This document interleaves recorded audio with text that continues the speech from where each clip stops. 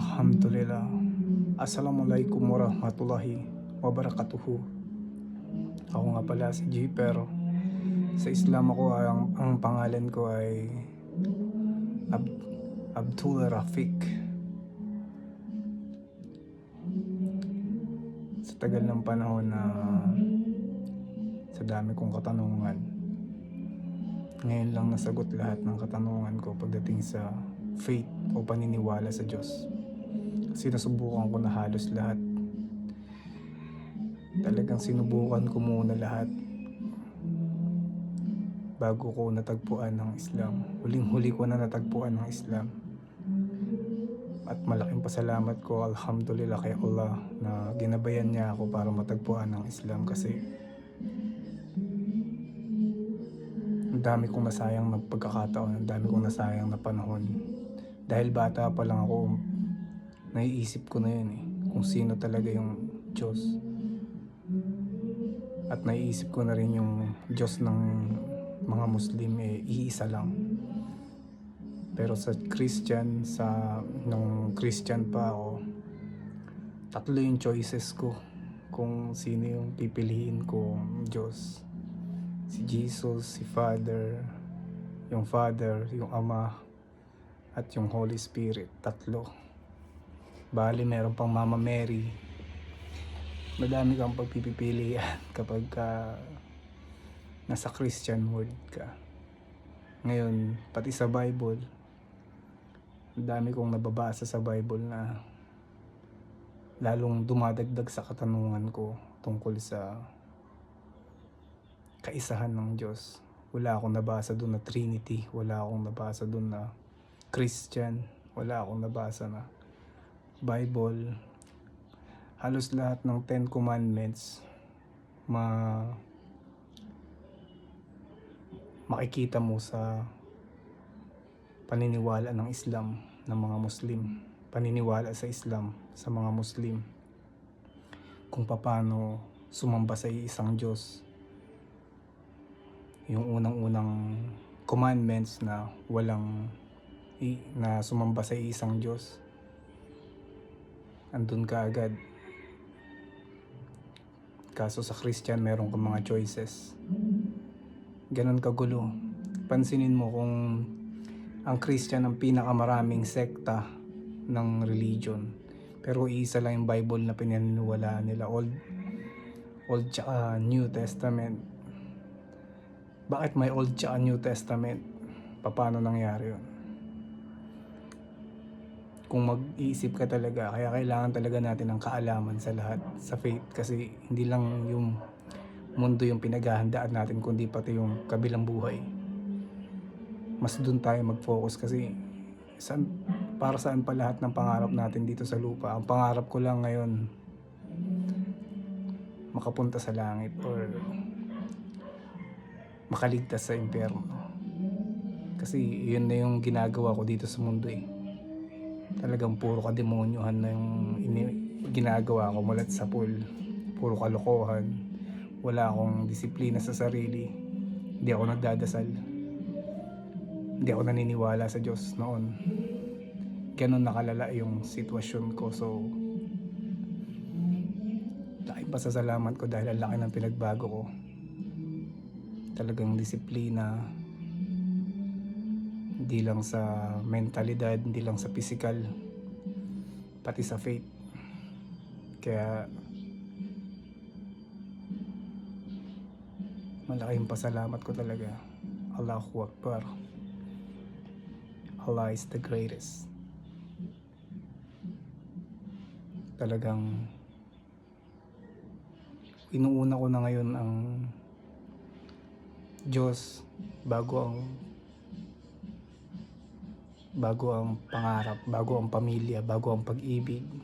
Diyos muna lahat ba? Kasi pagkagising ko pa lang siya, nakaagad yung naiisip ko ngayon. Dati hindi. Dati iniisip ko kaagad problema. Ngayon, purihin mo lang siya. Magising ka lang, masaya ka na Makakain ka lang ng 3 beses sa isang araw o 2 beses, okay na At hindi ko maintindihan yung nangyayari dito sa mundo ngayon kasi sobrang daming sign na malapit na yung katapusan. So yung pinaghahandaan ko talaga yung katapusan or end of the world ba. At least nakapaghanda na ako. Meron na akong pondo na nakakapagdasal na ako. Dati nung Christian ako, sobrang layo. Dahil lang akala ko, ligtas na ako dahil namatay na si Jesus sa kasalanan ko. Sa totoo lang, maling turo yun eh.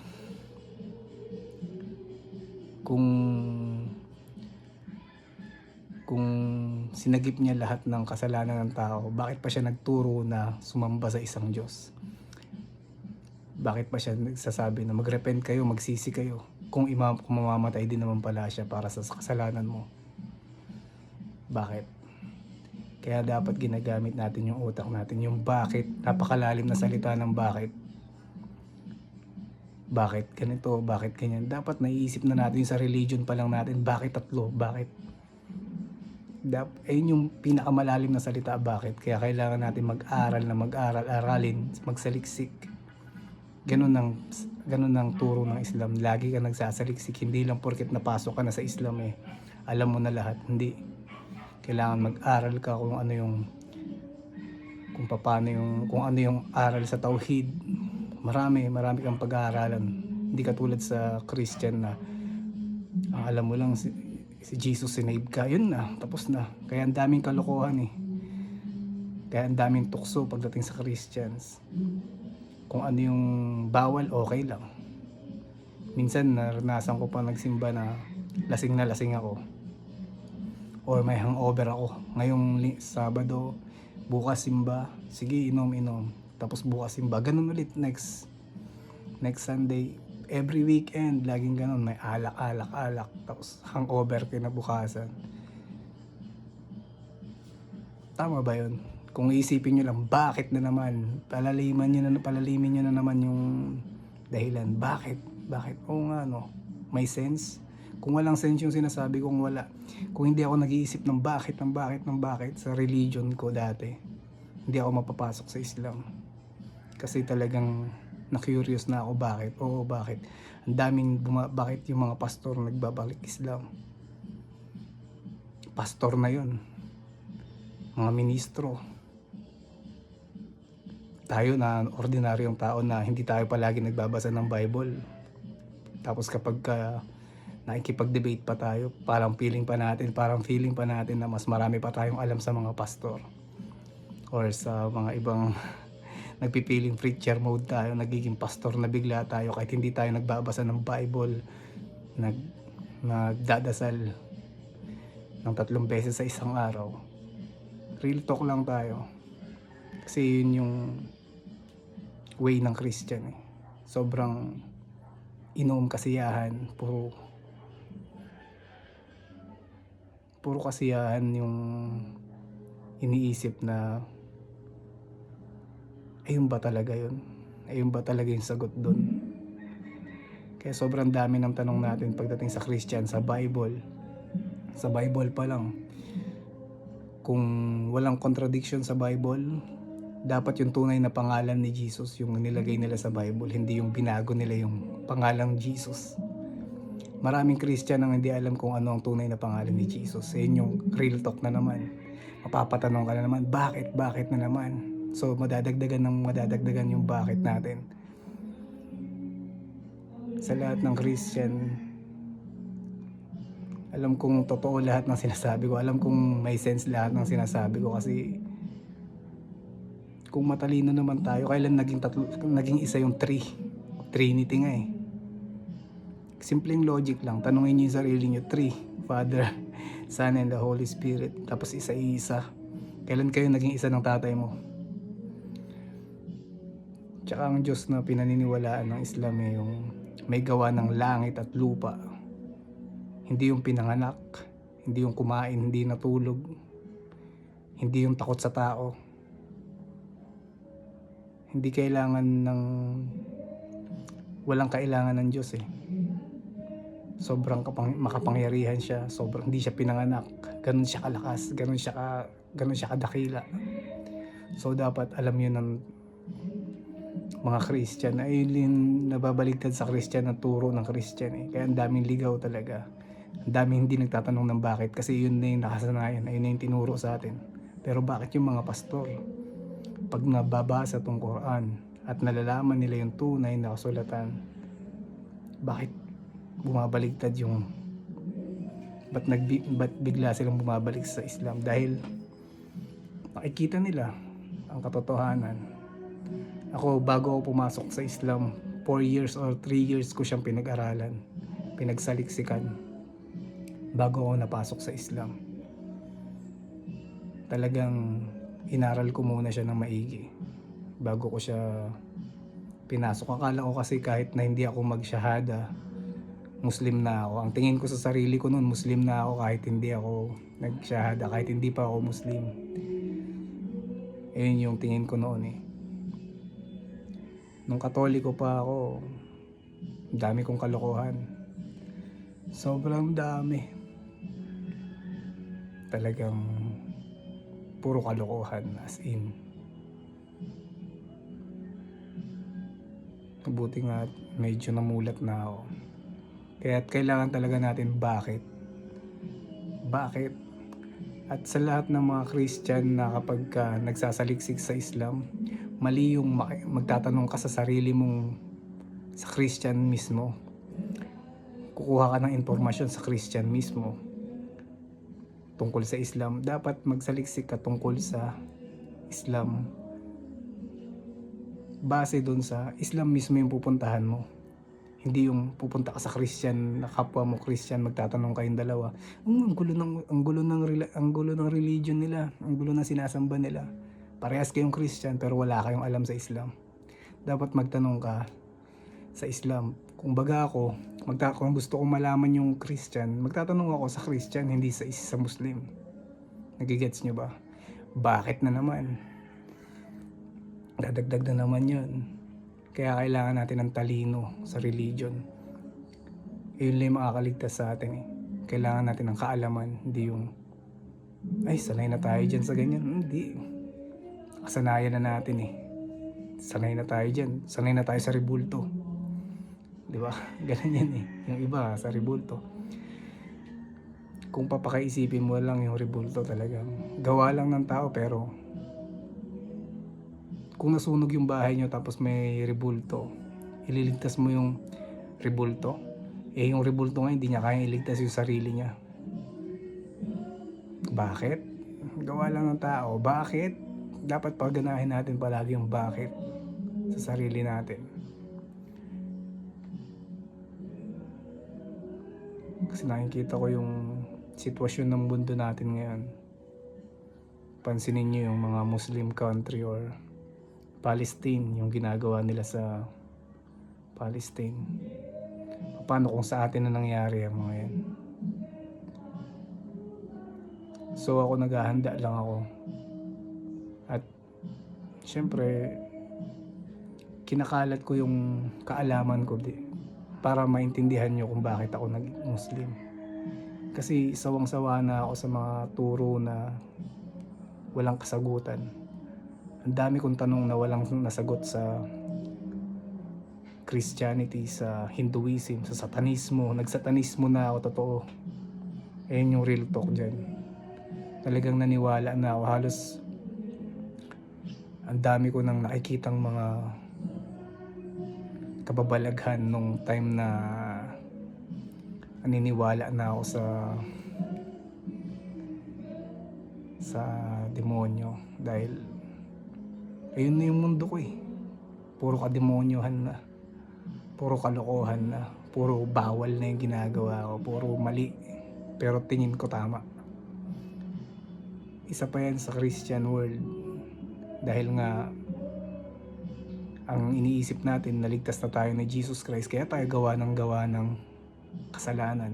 Kaya paulit-ulit natin ginagawa. Pero ang katotohanan doon, mali yung aral ng Christian. Kung tama yung aral ng Christian, hindi nagkakawatak-watak yan eh. Dapat ang Christian mismo ang hindi sumusunod sa Ten Commandments, sa Bible. Hindi sila sumusunod sa Bible, sa turo ni Jesus. Paano ka pa naging Christian kung hindi mo sinusunod yung turo ni Jesus Christ? Kaming mga Muslim, ngayon ko lang nalaman na lahat ng Muslim talagang sumusunod kung ano tinuturo ni Jesus Christ, kung paano magdasal si Jesus Christ, kung sino yung sinasamba niya na iisang Diyos. Ayun yung sinasamba ng lahat ng Muslim. Ganun namin nire-respeto at minamahal si Jesus Christ. Pero sa mga Christian country or sa mga Christian na mismo, makikita mo ginagago nila sa mga movies, ginagago nila sa, pasensya na sa term na paggagago, pero yun yung reality.